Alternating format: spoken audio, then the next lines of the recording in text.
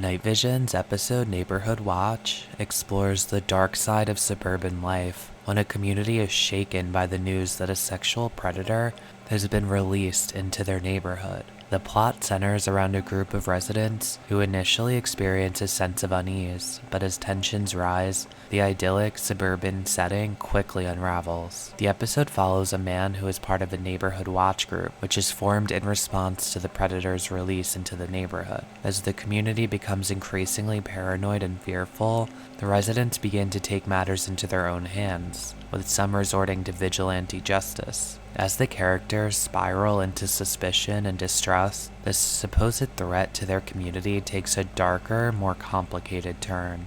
The episode explores themes of fear, paranoia, mortality, and how the sense of safety can be easily shattered. The tension between the desire for control and the chaos that fear can bring to a once peaceful community is a central theme. Neighborhood Watch highlights the complexities of community dynamics when an external threat is perceived, revealing how fear can distort perception and lead to a potentially dangerous action. The arrival of a sexual predator in a quiet suburban neighborhood serves as the inciting event for this story. Fear spreads quickly, gripping the residents and transforming the community into a place of anxiety. Psychologically, this phenomenon is rooted in fear conditioning, where the presence of a threat triggers heightened vigilance and emotional responses. The predator becomes a symbol of everything the residents fear, amplifying their anxieties about safety and morality. The fear is contagious. Social psychologists have long studied anxiety contagion, the process by which one person's fear spreads to others through social interaction. In Neighborhood Watch, this contagion spirals out of control as neighbors reinforce each other's anxieties. The collective fear becomes a self-fulfilling prophecy, driving the residents to take drastic measures that ultimately destabilize their community. The concept of moral panic, introduced by sociologist Stanley Cohen, is central to understanding this episode. A moral panic occurs when a group perceives a threat to societal values and norms, often exaggerating the danger. In the case of Neighborhood Watch, the predator becomes a lightning rod for the community's fears about crime, morality, and the fragility of their suburban paradise. Suburban life is often idealized as a bastion of safety and stability, but this episode reveals its underlying fragility. The residents' response to the predator exposes the precarious balance between order and chaos in such communities. Their collective fear and subsequent actions demonstrate how easily the illusion of safety can crumble under pressure. As fear intensifies, the residents form a neighborhood watch group to protect their community. What begins as well-intentioned effort to ensure safety quickly devolves into a dangerous exercise in groupthink and mob mentality. Groupthink, a concept developed by social psychologist Irving Janis, occurs when a group prioritizes consensus over critical thinking. In Neighborhood Watch, the group's desire to act against the predator leads to increasingly irrational decisions. This descent into mob mentality is marked by de-individuation, where individuals lose their sense of self-awareness and moral accountability in group settings. The residents, emboldened by the anonymity of the group, engage in behaviors they would likely never consider on their own. This phenomenon underscores the dangers of collective action driven by fear rather than reason. The residents' actions are also shaped by the just world hypothesis. This belief that the world is inherently fair and that people get what they deserve. This belief drives the residents to rationalize their actions as morally justified even as they cross ethical boundaries. By targeting the predator, they convince themselves that they are restoring balance and justice to their community. However, this rationalization creates ethical dissonance, the conflict between their actions and their moral values. As the residents become more extreme in their efforts to protect their community,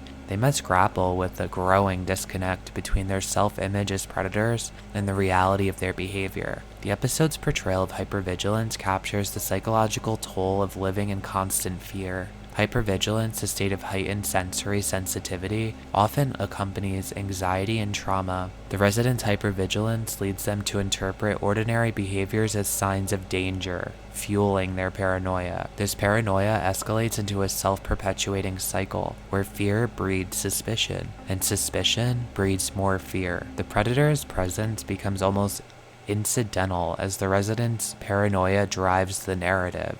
This dynamic underscores the dangers of allowing fear to dictate action and decisions. This episode also explores the us versus them mentality, a divisive mindset that pits one group against another. The predator becomes the other, a symbol of everything the community fears and despises.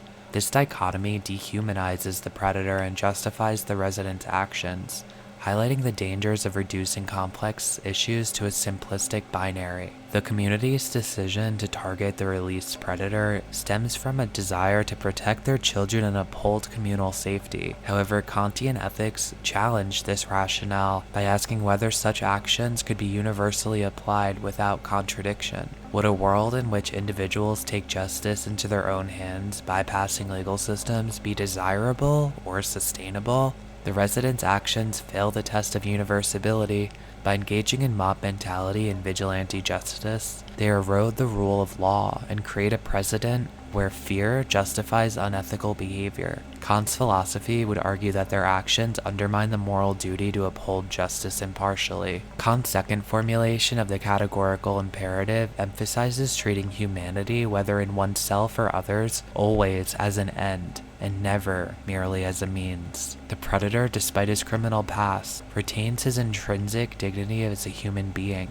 The community's dehumanization of him reduces him to a mere symbol of fear, violating this moral principle. This perspective highlights the ethical failing of the residents. Their treatment of the predator reflects a broader critique of how the fear can erode respect for human dignity, transforming individuals into objects of collective anxiety rather than subjects worthy of moral consideration. In Fish's view, true freedom arises from the individual's ability to exercise self-determination in accordance with moral law. However, when individuals give in to groupthink, they relinquish their autonomy, allowing the group's collective will to dominate their actions. This abandonment of personal responsibility leads to the violation of ethical principles, as individuals act without considering the truth or morality of their actions. Fish would likely argue that groupthink creates a false unity in which the collective will override the moral autonomy of individuals. The pressure to conform to group beliefs, especially in morally charged situations, can result in unjust actions, such as the wrongful killing of an innocent person. In the case of someone accused of being a sex predator, Fish might argue that the individual's right to self-determination and their innocence are disregarded in favor of the group's prejudice and fear. Fish's notion of sociality is integral to understanding the dangers of groupthink. The self is not merely isolated, but is in constant interaction with others. Sociality, for Fish, is essential for the development of moral agency. However, it can also become problematic when individuals fail to retain their moral independence in the face of collective pressure. Fish acknowledges that humans are social beings and that social interaction is necessary for self-realization. However, in the case of groupthink, the collective identity formed through social interactions becomes distorted. Rather than serving as a means for individuals to realize their freedom, sociality turns into an instrument of oppression, where the group imposes its will on individuals regardless of truth or morality. The result is dehumanization of those outside the group, such as the person falsely accused of being a sex predator. The group may come to view this individual as a symbol of a societal threat, disregarding their rights and dignity in the process. Fish would propose a return to the moral law as the remedy for groupthink. For him, self-consciousness and moral autonomy are key to the individual's ethical development. The solution to the tragedy of wrongful accusation and killing lies in individuals' ability to reclaim their moral agency, resist the influence of the group, and critically assess their actions. Fish philosophy emphasizes the moral responsibility of the individual within the collective. He would encourage the members of the group to reawaken to their own ethical duties and recognize the dignity and autonomy of the accused, regardless of societal pressures. Reestablishing the link between individual responsibility and moral law would help prevent the tragedy of wrongful accusations and violence. And so, the crowd dispersed, their hands stained not with blood, but with the weight of a shared act they refused to claim. Shadows stretched long into the evening, their edges fraying like the conscience of those who walked away. Somewhere in the distance, laughter echoed, soft, uncertain, as though unsure if it were allowed. Yet the air felt heavier now, as though the world itself had conspired to hold its breath. The streets once so familiar seemed to twist into unknowable paths, their corners sharp with unspoken questions. No one dared to ask aloud, did we choose this, or were we chosen by it? In the silence that followed, a single thought pulsed, dim and distant, like the flicker of a failing light. There is no undoing what has just been done. And somewhere, deep beneath the weight of their justifications and denials, the truth stirred, restless and waiting, knowing it would one day rise to meet them. No one would escape its reach. Watch this video next.